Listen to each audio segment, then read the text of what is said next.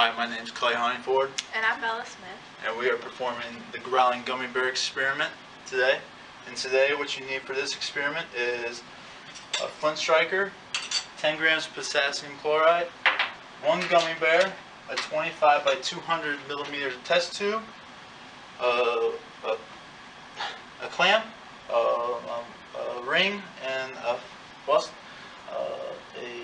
burner, and we need a fume hood. So for this lab, you're going to measure out 10 grams of potassium chloride and put it in a clean, dry test tube.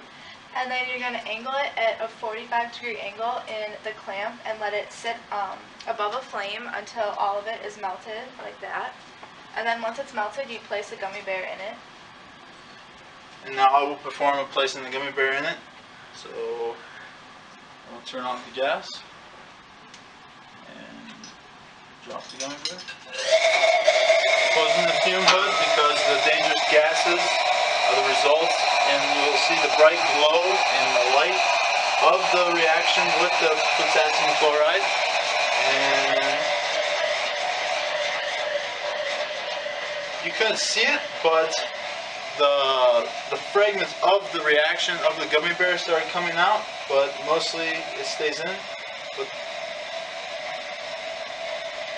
But the theory behind this is that the gummy bear is mostly made up of sugar, and sugar is also known as sucrose, and is a disaccharide, and is made up of two monosaccharides, and those contain glucose and fructose.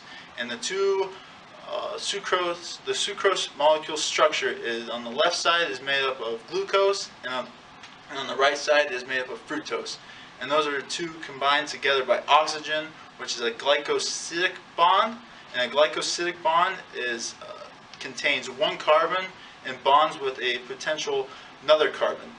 And those, and a carbohydrate, and no carbohydrate. And carbohydrate is a carbon, hydrogen, and oxygen. And when the reaction happened, when heated, the potassium chloride broke down into potassium chloride. And when we dropped the gummy bear in, it produced a spontaneous combustion reaction. When the oxygen, which comes from the decomposition of potassium chloride, immediately reacts with the glucose molecule found in the sucrose. And this is an example of an exothermic chemical reaction, and that comes from chemical reactions.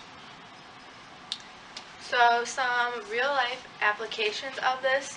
Potassium chloride can be used for things such as medicine or fireworks or even agriculture.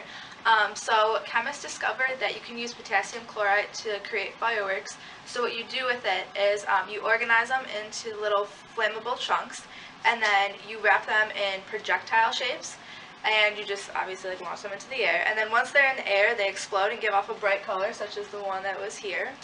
Another application is rebels in Afghanistan typically use fertilizer to make homemade explosives, but they recently discovered that they could use potassium chlorate to make their homemade explosives, and they realized that with it, it's cheaper than using fertilizer, and it's almost as powerful as it.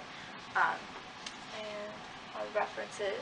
And if you want to look up anything more about, we found this experiment very interesting.